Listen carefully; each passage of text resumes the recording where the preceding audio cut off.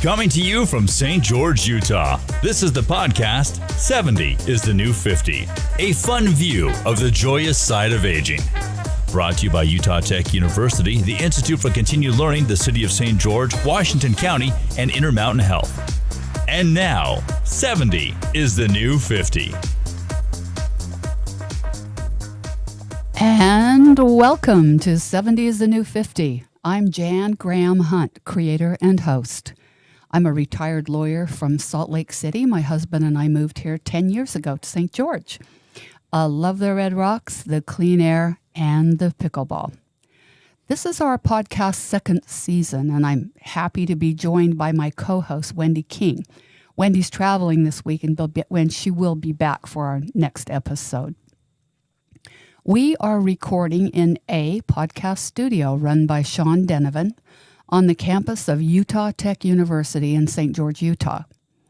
Our mission with this podcast is to inspire others to live a fully engaged, vibrant, and meaningful life as we age. We often shine a spotlight on ICL, the Institute for Continued Learning at Utah Tech University here in St. George. The subject of this episode is nonviolent communication, a term originated by Marshall Rosenberg in his brilliant book, Nonviolent Communication, A Language of Life. We are most fortunate today to have as our guest an expert and teacher of nonviolent communication, Bruce Campbell, who teaches the course at ICL called Compassionate Communication.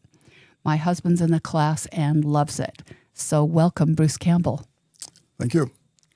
Before we talk about the class, tell us a little bit about your personal history, how you got here, not only to St. George, Utah, but to your expertise in nonviolent communication and your career as a consultant to individuals and families and businesses. Well, I'm tempted to say it was all accidental, but my background is in political science. So I taught at the University of Georgia for a number of years.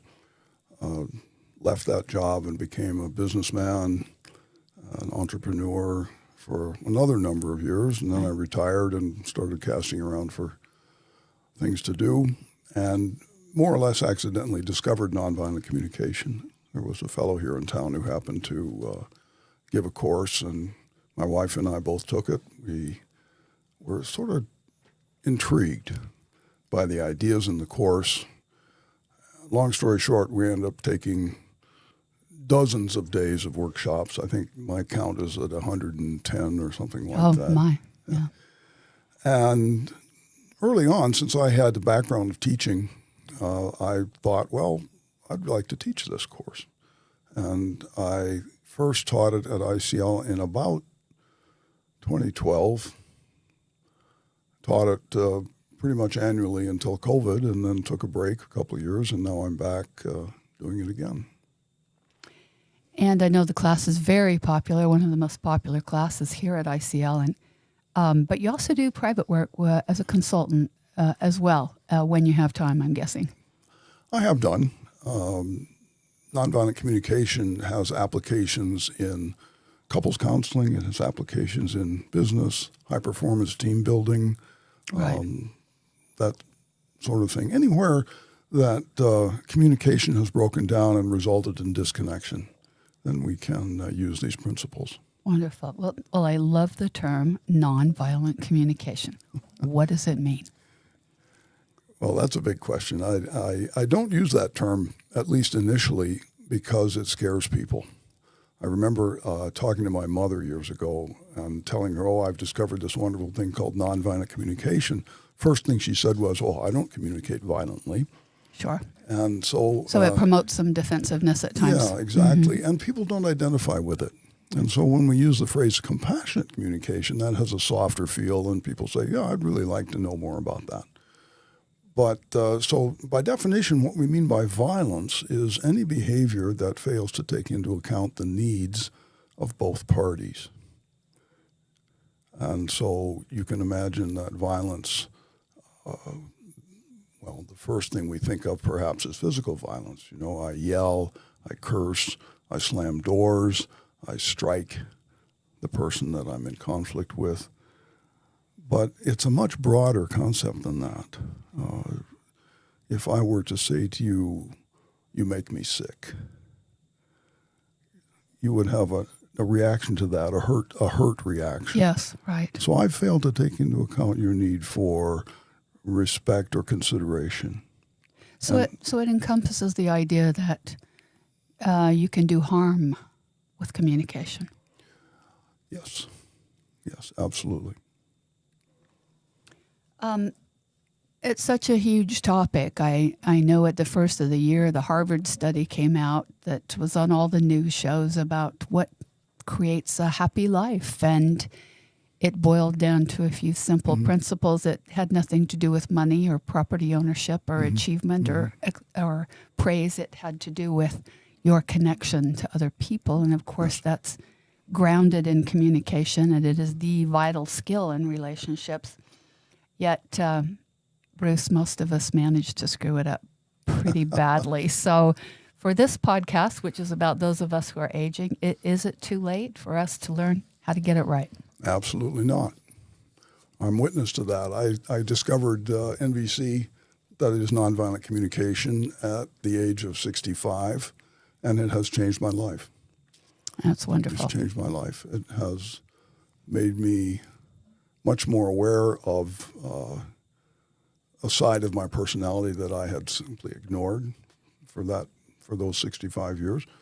And that has in turn led me to be able to interact with the people who are close to me in ways that are far more rewarding and lead to deeper, more intimate connection. Yes. Referring back to the Harvard study. Yes. Than I was capable of in the past. In fact, my first marriage failed because I didn't have these skills. And I am guessing that is not an uncommon experience, that people who care just don't know how to communicate with one another. So Marshall Rosenberg tells a story. His mother took his course at a certain point. And during his talk, she left the room. Came back sometime later, and Marshall asked, well, Mom, what was going on when you left? Why did you do that? And she said, because when you were talking, I realized that I've been feeling resentful toward your father for 39 years, and I never asked him what he wanted. Oh, my. So we have these habits of listening to respond. So when I am in a conversation with someone, I'm either listening to hear a problem that needs solving, or I'm listening to hear an attack that needs defending. And both of those tendencies lead me not to hear what's going on underneath the words, what are the feelings and the needs that that person is trying to express to me. And it also leads me into behavior that results in disconnection. So these habits are not conducive to what Marshall calls life-affirming behavior. Yes. By that he means behavior that makes it easier for us to get our needs met rather than more difficult. Where do you start with your class? Where do you start with your students? What are the basics? I've seen your materials, and I know you have some dichotomies. You start with observations versus judgments. Well, let me step one back. Please do. One step back in the sequence. People ask me, what is nonviolent communication? Nonviolent communication is at least three things. Number one, it's a language. It is a way of using our language that differs from what we have habitually learned. So, for example, the phrase, you make me so angry, is one that's nonsensical in nonviolent communication. And I can come back to that a little bit later. The second thing is it's a psychology. It's a way of looking at how we are within ourselves, what is our personality. We talk about feelings and needs as the core concepts in that idea. And thirdly, it's a spiritual path, because the capacity to see each other in terms of our feelings and needs leads us to connect with each other in ways that are in my experience anyway, far deeper, more profound than I have ever been able to do before in my life. For me, it's a spiritual practice. It illustrates to me the connection that we all have with each other. Yes, powerful. So that's kind of the beginning idea. Now, there are 4 basic elements of nonviolent communication, as you mentioned. The first is observation. When something happens, of course, we either see or hear the event. We may taste or smell or touch it as well, but mostly we see and hear.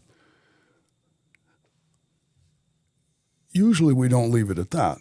When we see or hear an event, when we observe an event, it has no inherent meaning. And so by nature we want to give it meaning, and so we make up a story about it. And that story comes from our life history. So if you and I were to see the same event, we would undoubtedly come up with a different story. Can you give an example? So suppose I see somebody walking down the street and he falls down. And my story is he tripped over the crack in the sidewalk. And that's my story because I had that experience recently, and so that's top of mind for me.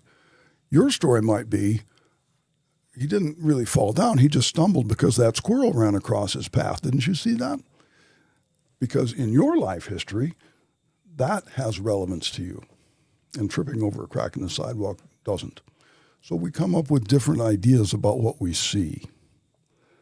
You call this category observations versus judgments. So Right. You're saying that those judgments are the story. They're really autobiographical. Yes, primarily. And so what we want to do, if we are in a conflict, if we're trying to resolve an issue between us, we want to be clear about what it is we're in conflict about. So let's stick to the observation. Let's stick to what the camera can record. Because if we start conflicting, start discussing or start entering into conflict about our stories, we're going to end up arguing about our stories and not about the observation.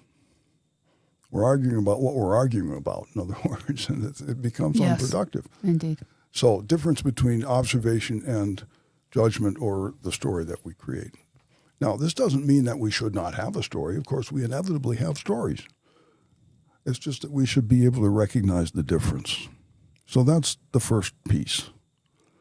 The second piece is feelings. We all have feelings.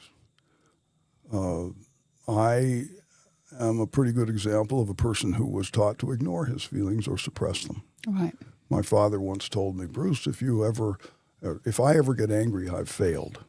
That's a direct quote. I can remember that. It was probably 60 years ago that he told me that. If I ever get angry, I've failed. What he failed to understand, I think, was that if you suppress one feeling, you suppress all of your feelings. And so our household was kind of the flatline oscilloscope thing that happens when the patient dies, you know. Yes. So we all have feelings. We have this energy in our body. And the converse in your outline to feelings are thoughts. Thoughts. That's the contrast. That's correct. So I may feel upset, and I'm thinking that I really don't want to be in the situation. So that's the difference.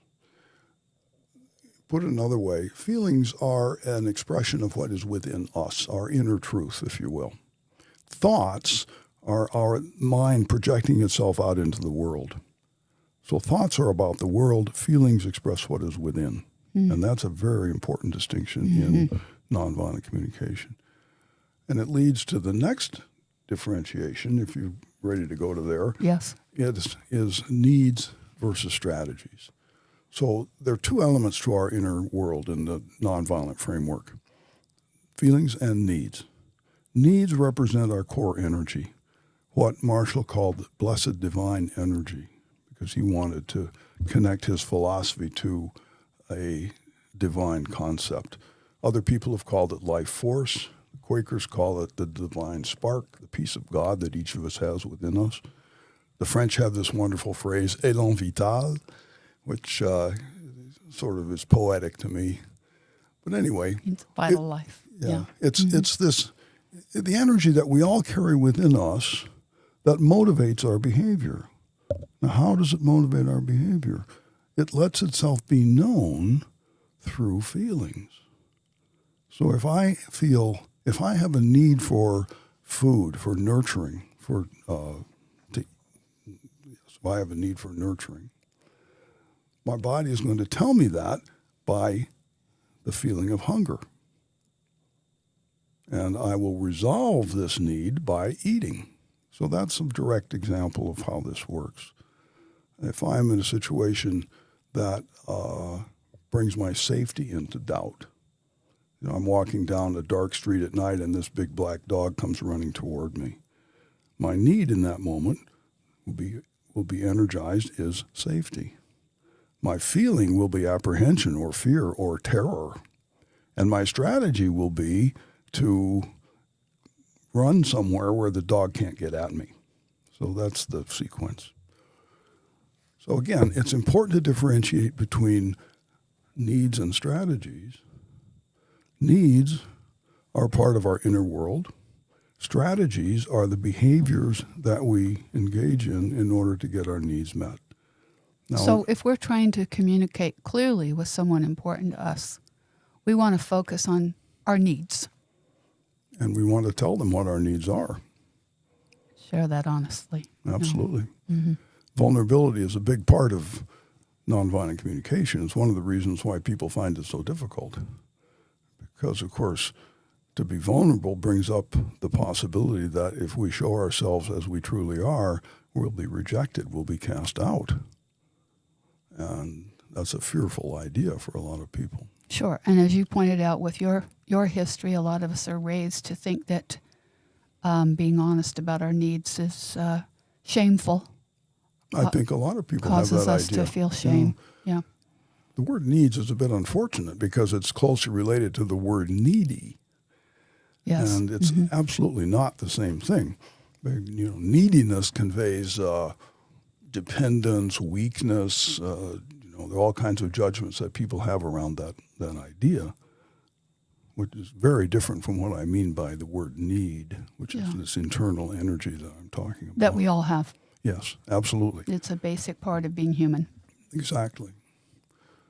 So the components of our inner world are feelings and needs. And then the final piece is requests and demands. How do we get our needs met? We ask people to do things that we think will help us get our needs met. If I'm experiencing hunger, I might ask my mother to bring me food. That's the strategy that I think will get my needs met. Now, here's the conundrum. If you're not clear about what your needs are, and most people, I think, just don't think in these terms, that is, that people have needs. I certainly didn't for the first most of my life. If you don't know what your needs are, or even more serious, if you have no idea about the concept of needs, it's going to be very difficult to choose strategies that will be effective at getting those needs met. Yes. Right? Yes. It's logical just to think, okay, well, if I'm clear about my need, say my need is for connection, which is a pretty universal need most of us experience. My need is for connection. Okay? If I'm clear about that need, then I will choose strategies that are more likely to satisfy that need, to get that need met. So in my relationship with my wife, I have this very clear understanding that there are certain things I can do that will retain my connection with her, and there are certain things I can do that will break my connection with her. And it's all about needs. It's all about needs, absolutely. So those are the four components and the four distinctions that we make. Right. Not to say that judgments are not to be had. Of course, judgments are there and they're going to happen. Not to say that we shouldn't have thoughts. Obviously, we have thoughts. Simply that we know the difference between observations and judgments, between feelings and thoughts and needs and strategies. And the more you practice with this understanding, the more you are aware of Yes. which one you're employing that may in fact not get you where Exactly. you need to get. Exactly. I see. It's a long, well, for me anyway, it's been a long process, and I've still, I mess it up on a daily basis. You talk a lot about, you did discuss feelings and how important that is to be honest about that. You talk about, I know in your class, about taking responsibility for our feelings. And I saw the exercise in your materials. I thought maybe we'd give our listeners here a little taste of what it's like to be in your class, because I thought these were fascinating. Yep. I'm going to read following some statements, and the question for our listeners is the speaker taking responsibility for his or her feelings? Does the speaker express a feeling and a need? So we're going to have a little quiz here for our audience. All right. And if we get it wrong, then maybe you'll help us restate it so that it would be a little more of a genuine statement. So the first statement is perhaps one that a few of us out there have used before. You irritate me when you leave your clothes on the floor of your room. Okay. How common is a statement like that? Very. Yes. So in marital relationships, in parental relationships, in roommate relationships. Yeah. Exactly. Yeah. So the language is pretty clear here. You irritate me. Right. In other words, you are responsible for my irritation because I've seen your clothes on the floor here, and this feeling arises within me of irritation. So you obviously must be responsible for that because you put the clothes on the floor. Right. Okay. So in other words, the speaker is not taking responsibility for that. No, absolutely not. The speaker is putting responsibility on that. Is believing that the other person has created this feeling of irritation within him. And how would the speaker say it to maybe do a better job of connecting with this person? So what we want to get is a clear statement of feelings, which we have in that statement. I feel irritated. Mm-hmm. But we want to attribute that irritation not to the behavior of the other person, but to the needs of the speaker. So we might say, when I see your clothes on the floor, I feel irritated because I value neatness. Mm-hmm. So the language may not seem all that different, but the meaning is 180 degrees different. Well, and you've given the listener something that they can, understand about you. I didn't realize neatness was important to you. Or something. So I have revealed myself. I have, gone in a little bit into vulnerability there and said, this is my inner world. This is who I am. And I'm taking responsibility for my feeling of irritation because I'm acknowledging that it's arising from my need for neatness. Very good. And what you did simply reminded me that I have this need for neatness. But it's my thing. As one of my students said, it's my chicken. I love it. Yeah. Okay, let's try another one. I feel angry when you say that because I take it as an insult. Right. So again, the speaker has expressed a feeling, but the implication of the rest of that sentence is that the person has said something to make him angry. Yeah. So again, attributing responsibility for the feeling out into the world instead of taking it within and acknowledging that it arises from a need. So to revise that statement, we might say, well, I feel angry when I hear you say that because I have a need for respect, and when I hear that phrase or when I hear those words that you say, then I think that I've been insulted. Right. So you're sharing how this makes me feel. Right. So I'm taking responsibility. I'm acknowledging that my feelings arise from my need. In this case, my feeling of anger arises from my need for respect.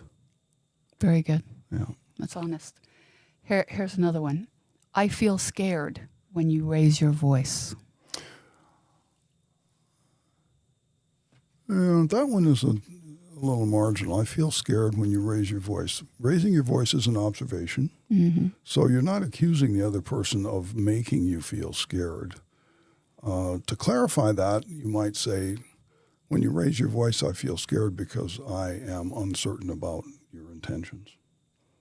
Or maybe I have a history where raised voices precede Exactly. Yeah. something that frightened me or hurt me. Sure. Yeah. When you raise your voice, I feel frightened because in my past, people who raise their voice have been dangerous to me. Very good. Absolutely. Yes. So again, what we're doing is we're taking responsibility within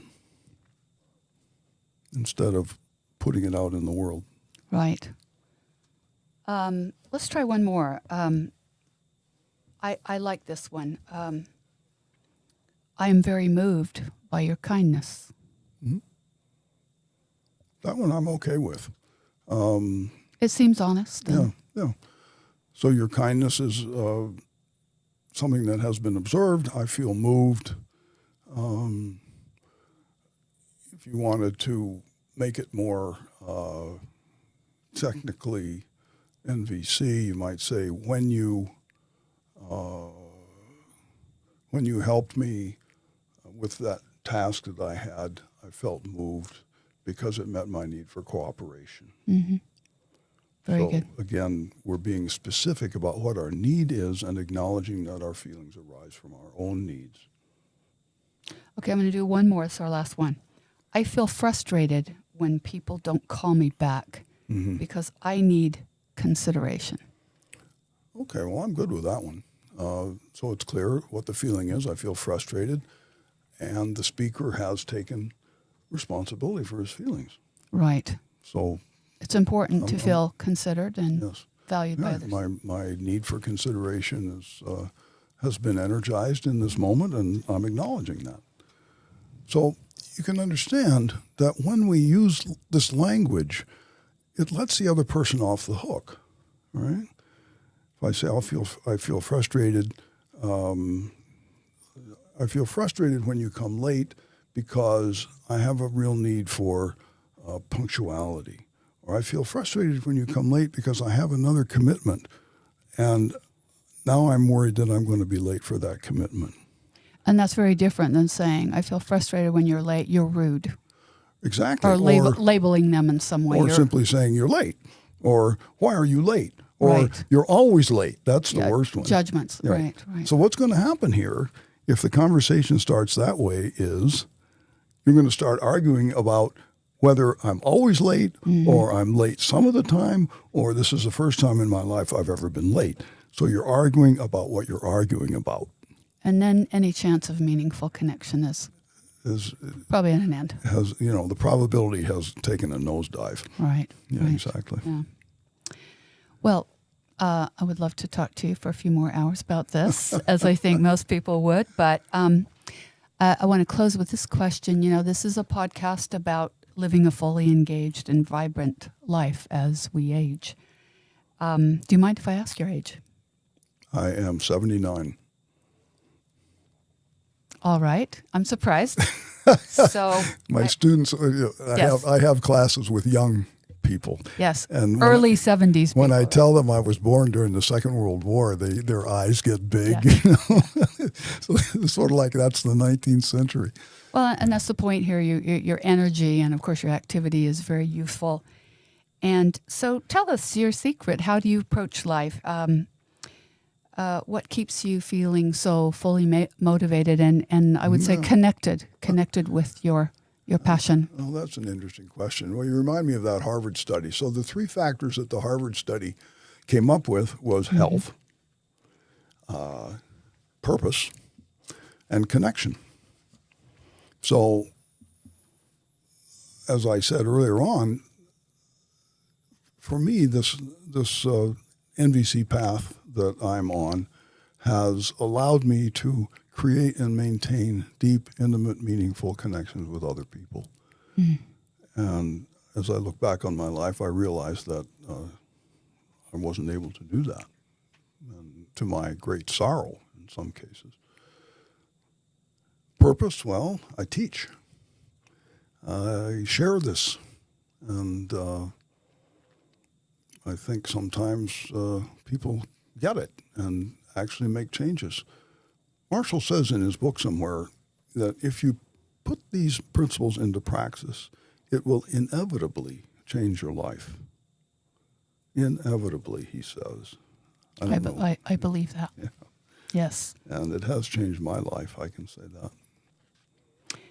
Well, Bruce, it's just wonderful having you here, and I want to thank you so much for being here. To our listeners, you can find Bruce Campbell. Just Google his name, and his company is Making Life More Wonderful. And I want to thank you all out there for listening and joining us for this episode.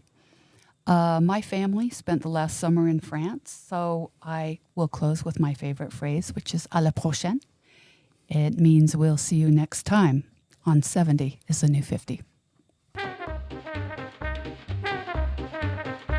Thank you so much for joining us for 70 is the New 50. In coming episodes, you will meet the rock stars of our community who are sharing their expertise to empower us to stay young, healthy, and happy as we age. We will see you on the next episode of 70 is the New 50. In the meantime, live long, live well, and live with joy.